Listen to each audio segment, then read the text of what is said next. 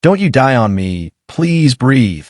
Lauren's voice cracked, echoing across the Drake Hotel's grand ballroom as her palms slammed rhythmically against Harry Walsh's chest. The chandelier above threw fractured light over spilled champagne and abandoned heels. A jazz band stood frozen mid-song, horns still glistening under the gold glow. "Get away from him," someone shouted. "She's hurting him." Welcome back to Whisper Realm, where we dish out amazing story. Let me know in the comments section if you resonate with this story. Hit the like button, subscribe to get more of our video, share and make it go viral. Now let's continue. Lauren didn't stop. 2 breaths. 30 compressions. Again, her knees dug into the marble floor, uniform pants soaked in wine and sweat. Around her, Chicago's richest stared in stunned silence, the air thick with perfume, panic, and disbelief. Phones were out, recording, judging. A woman in diamonds whispered, "Is she kissing him?" She wasn't. She was fighting for his heartbeat. The man beneath her, the Harry Walsh, looked nothing like the face from billboards and finance magazines. His skin had gone pale, lips gray-blue. She pinched his nose, gave one more breath, and whispered, "Come back, come on, please." A cough. A jolt beneath her hands. Harry gasped like someone breaking through ice. The crowd erupted, half relief, half outrage. Security guards rushed forward, grabbing her arms. "That's enough, ma'am," one said, yanking her to her feet. Lauren stumbled, breath ragged, eyes wide. He's breathing." "Not your job," another barked. The paramedics burst through the ballroom doors moments later, pushing a stretcher past glittering guests who parted like she was contagious. Lauren stood against the wall, trembling, watching them lift Harry's body onto the gurney. Someone murmured, "God, the optics of this are awful." The sirens outside were the only sound as the ambulance doors slammed shut. Lauren pressed her hand to her chest, heartbeat hammering. The ballroom around her was a blur of sequins and side eyes, every face twisted in the same unspoken question. Who does she think she is? She didn't know it yet, but that question, the one whispered behind manicured hands, was about to decide the rest of her life. Minutes earlier, the night had been perfect. Music, champagne, and the illusion that power could buy safety. Then, one heartbeat stopped, and the woman nobody saw became impossible to ignore. By morning, she was everywhere. Her face, blurred in the background of a cell phone clip, was plastered across news feeds before the sun even rose. Cleaning lady crosses the line at Chicago gala. The video looped endlessly. Lauren leaning over Harry Walsh, her mouth pressed to his, hands locked on his chest. The captions did the rest. Talk shows ran with it. Was it CPR or something else? A host teased on Good Morning Chicago, fake smiling into the camera. Online, strangers called her thirsty, inappropriate, disgusting. One post read, "If a man did that to a woman, he'd be in jail." By noon, her phone wouldn't stop buzzing. Her supervisor's voice was sharp, rehearsed. "Lauren, we're placing you on temporary leave until we finish an internal review." "Review of what?" she asked. "I saved his life." But the line was already dead. At home, the walls of her South Side apartment felt closer than usual. Malik sat at the kitchen table, his homework forgotten, the TV muted on another replay of the clip. "Mom," he said softly, "why are people saying bad things about you?" Lauren forced a smile that didn't reach her eyes. "Because sometimes people believe what's easy, baby, not what's true." Outside, a neighbor lingered by the mailboxes, pretending to scroll through her phone. Inside church on Sunday, no one sat beside her pew. The world that once overlooked her now couldn't stop staring. 3 days later, she was called into the janitorial office. The HR rep didn't look up from the paper in front of her. "Your employment with Walsh Industries is terminated, effective immediately." Lauren stared at the signature at the bottom. Robert Hamley, Chief Financial Officer. No thank you. No acknowledgement. Just silence and a white envelope. As she stepped out into the freezing Chicago wind, the city around her buzzed like it always did. Taxis honking, trains screaming, people rushing past. For everyone else, it was just another morning. For Lauren Richard, it was the beginning of exile. The first thing Harry Walsh felt was the sting of light against his eyelids. Then came the sound, the steady beep of a heart monitor that didn't belong to any gala. His throat was dry, his chest tight. He blinked hard, forcing the blur of ceiling tiles into focus. A nurse leaned over him, smiling faintly. "Welcome back, Mr. Walsh. You gave everyone quite a scare." He tried to speak, but his voice came out like gravel. "What happened?" "You went into cardiac arrest," she said gently, adjusting the foreline. "Someone started CPR right away." "You're lucky." "Ooh," he rasped. She hesitated, eyes flicking to the clipboard. "A staff member, sir." "A staff member." The words landed like static in his brain. He shut his eyes, flashes of sound rushing back. A woman's voice, trembling but fierce. "Breathe. Please breathe." When he opened them again, his assistant, Mason, was standing in the doorway, tablet in hand, suit perfectly pressed as always. "Good to see you awake, boss," Mason said, forcing a grin. "Who saved me?" Harry asked. Mason's smile faltered. "A cleaning employee, apparently. But there's been an issue. HR's handling it." "What kind of issue?" "Optics," Mason said too quickly. "It's better for the company if we don't publicize the details." Harry frowned, the memory growing sharper now. The panic, the sound of glass, the weight of someone's hands on his chest. "She was there," he murmured. "A woman. I remember her voice." Mason shifted. "Sir, with respect, you've been unconscious for 3 days. Maybe it's best not to dwell on." "Give me the security footage," Harry said. "Mr. Walsh," I said now. Within the hour, a laptop sat on his tray table. The video played in grainy silence. Harry watched his own body collapse behind the podium, watched chaos erupt, and then her. The cleaning lady, small but sure, pushing through the crowd. Kneeling, working, saving. Every executive stood frozen while she fought for him like her life depended on it. By the time the clip ended, Harry's chest ached for a reason that had nothing to do with his heart. He leaned back, voice hoarse but steady. "Find her." The GPS said south side, 10 miles. His PR manager said, "Don't even think about it." Harry went anyway. The December wind cut through his coat as he pulled onto a narrow street lined with cracked sidewalks and half-broken streetlights. The kind of place the city forgot until election season. His sleek black Mercedes looked wrong here, too polished, too loud. The address from HR led him to a 4-story brick building with peeling paint and a sagging metal staircase. The buzzer didn't work. He climbed the stairs, breath clouding in the cold, and knocked. No answer. He knocked again, harder. After a moment, the door creaked open. A teenage boy stood there, maybe 15, eyes wary but too tired to be scared. "I'm looking for Lauren Richard," Harry said. The boy hesitated, then opened the door wider. "She's sick. She won't get up." Inside, the apartment was dim, the air heavy with the smell of stale coffee and something burning faintly from the radiator. A stack of eviction notices sat on the counter.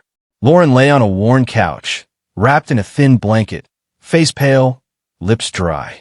Harry froze. The woman who had knelt over him, fearless, steady, looked small now, broken down by silence and shame. "Lauren," he said softly, stepping closer. Her eyelids fluttered open. For a second, confusion. Then recognition. "You." Her voice was barely a whisper. "You're alive." "I am," he said, kneeling beside her. "Because of you." She tried to sit up, but her body trembled. "You shouldn't be here." "Neither should you," he said. He grabbed his phone. "You need a doctor." "I can't. Hospital costs." "Don't argue." The paramedics arrived minutes later, boots thudding against the thin carpet. As they lifted her onto the stretcher, Lauren's hand slipped from the blanket. Harry caught it. "You saved me once," he said quietly. "Let me return the favor." For the first time in days, she didn't resist. She just closed her eyes and let him. The smell of antiseptic hit her first, then the steady beeping of a monitor. Lauren blinked against the harsh white light, her body heavy, throat raw. She wasn't home. The hospital's ceiling blurred above her, and when she turned her head, she froze. Harry Walsh sat in a chair beside her bed, his suit jacket draped over the armrest, tie loosened, eyes rimmed with exhaustion. He looked nothing like the man from the news. "What are you doing here?" she asked, her voice barely a whisper. He stood, almost awkwardly, waiting for you to wake up. She frowned, disoriented.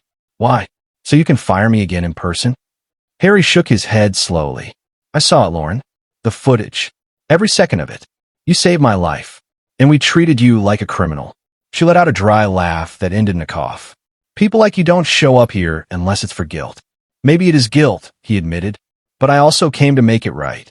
You can't make it right, she said, turning away. You don't fix something like that with an apology or a check. I don't want charity. I want the truth. Harry hesitated, then nodded. Then that's exactly what you'll get.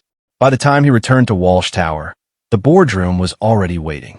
10 men and women in designer suits, faces tight with irritation. You can't be serious about this, one of them said. Defending her publicly will destroy your credibility. Investors will panic. Harry stood at the head of the table, hands flat against the polished glass. Then maybe my credibility wasn't worth much to begin with. Harry, she saved my life, he cut in, voice sharp now. And we ruined hers. You all watched that happen and said nothing. That ends today. That evening, cameras flashed outside the hospital. Reporters shouted his name as he stepped up to the microphones. Harry took a breath, gaze steady. Her name, he said, voice echoing across the crowd, is Lauren Richard. And she saved my life. A ripple of silence fell over the crowd. Then the chaos began. Inside, watching from her hospital bed, Lauren turned off the TV. Her hands trembled. She wasn't sure whether to cry or pray. The morning after Harry's press conference, the city woke up hungry for blood. Headlines screamed across every screen. Millionaire falls for cleaning Lady Savior. Talk shows ran slow-motion clips of Harry looking at Lauren's hospital bed like it was a love story. One anchor laughed as she said, "Guess CPR really brought them together." Lauren couldn't leave her apartment without feeling eyes on her. Outside the corner store, two of her old co-workers from Walsh Industries pretended to smile. "You're famous now," one said, her tone sugar-sweet and sharp.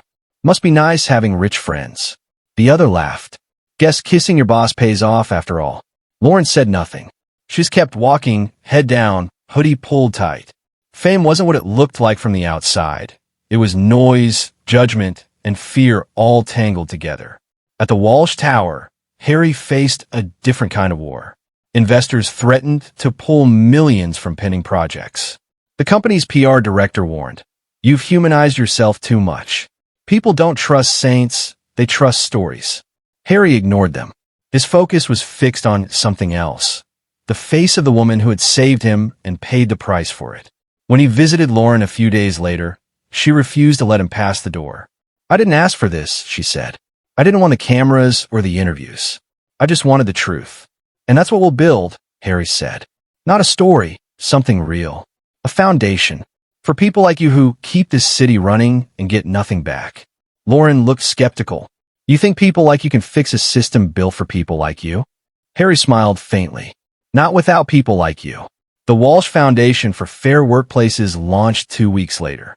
Lauren helped draft its mission statement. Simple, honest, uncompromising. But honesty came at cost.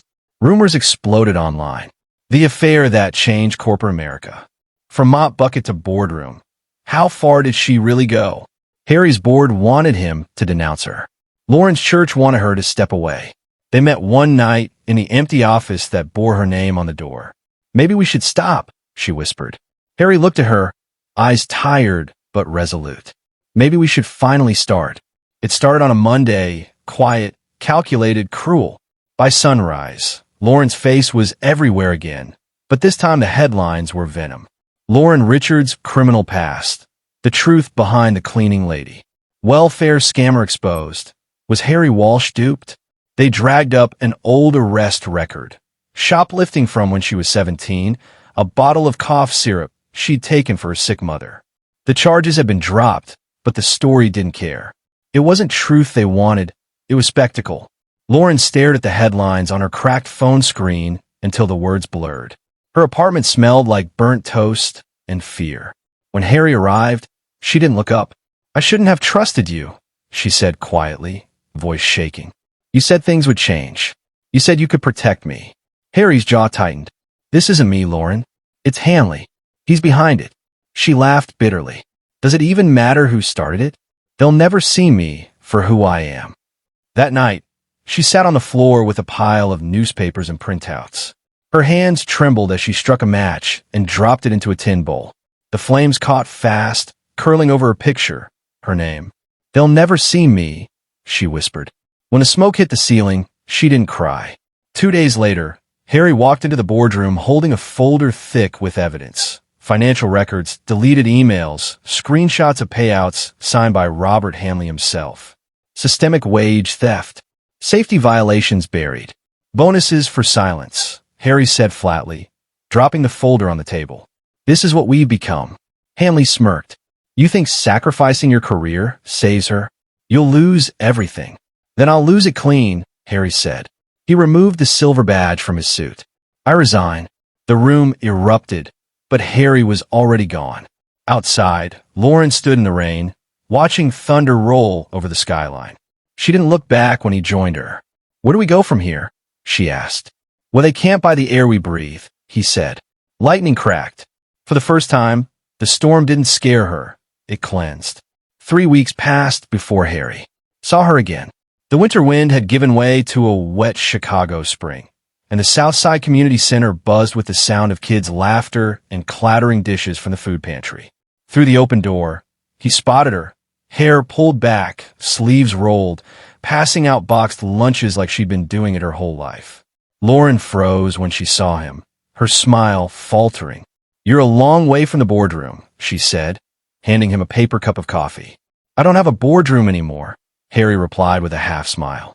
Turns out integrity's bad for business. Good, she said quietly. Maybe now you can start doing something real. He nodded. That's why I'm here. To help you do it. A week later, the same reporters who had once torn her apart crowded into the old gymnasium. Folding chairs, a podium borrowed from the high school, a banner hand-painted by volunteers. Truth doesn't need a title. Harry stepped aside as Lauren approached the microphone. The room hushed. The first time I opened my mouth, she began, voice steady. It was to give him air. This time it's to take mine back. Flashes erupted, cameras capturing every word. What happened to me wasn't an accident. It was a system that punished the people who clean its floors and rewarded the ones who walk over them. That system ends today. Behind her, Harry projected files and documents. Hanley's emails, hidden accounts, proof of discrimination and wage theft. The evidence hit the internet before the press conference even ended. By nightfall, #LaurenRichardTruth was trending across the country. The same anchors who'd mocked her now called her the woman who stood up to power and won. A month later, at a small ceremony inside the new Walsh Foundation offices, Harry handed her a key card with her name etched in gold. Director of Operations, it read. For the first time, Harry said, smiling, they'll have to say your name with respect. Lauren looked at the plaque on the door and whispered, took them long enough. By summer, Chicago had thawed. The city hummed again, L trains screeching, sirens wailing somewhere distant, the air thick with barbecue smoke and promise. Lauren stood in the doorway of her new apartment, sunlight spilling across the freshly painted walls. It wasn't fancy, 2 bedrooms, clean floors, and a window that actually opened, but it was safe. Malik darted between boxes, laughing as he discovered a working dishwasher. Mom, we've got real cable, he shouted. Lauren smiled, setting down a stack of dishes. Don't get used to it, she said, though the warmth in her voice gave her away. A knock at the door interrupted the moment. When she opened it, Harry Walsh stood there, no suit, no entourage, just a cup of coffee in his hand and that same steady look she remembered from the hospital. Place looks good, he said, stepping inside. It's ours, she replied. First time I've been able to say that. Later that afternoon, they stood side by side at the grand opening of the Walsh Foundation for Fair Workplaces. The new office buzzed with energy, secretaries, janitors, delivery drivers, and executives mingling as equals. The walls were covered in photos of workers who'd built the city but had never been seen. Harry spoke briefly, then turned the microphone toward her. This foundation exists because one woman refused to stay silent.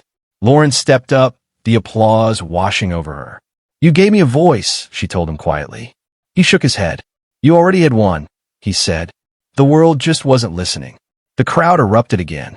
Somewhere in the front row, Malik tugged her sleeve and pointed at the big screen where her face filled the news broadcast. Mom, he whispered, grinning, you're on TV. She laughed softly, eyes wet. For the first time, it didn't feel like exposure. It felt like arrival. Outside, the wind swept across the river, carrying the hum of the city she once feared. Lauren stepped into the sunlight, shoulders back, lungs full. This time, she was the one breathing freely, alive, seen, and finally standing tall in the city that had once tried to erase her. Thank you for staying to the very end. Share your thoughts with us, like, share and subscribe. See you in the next one. By waving hand.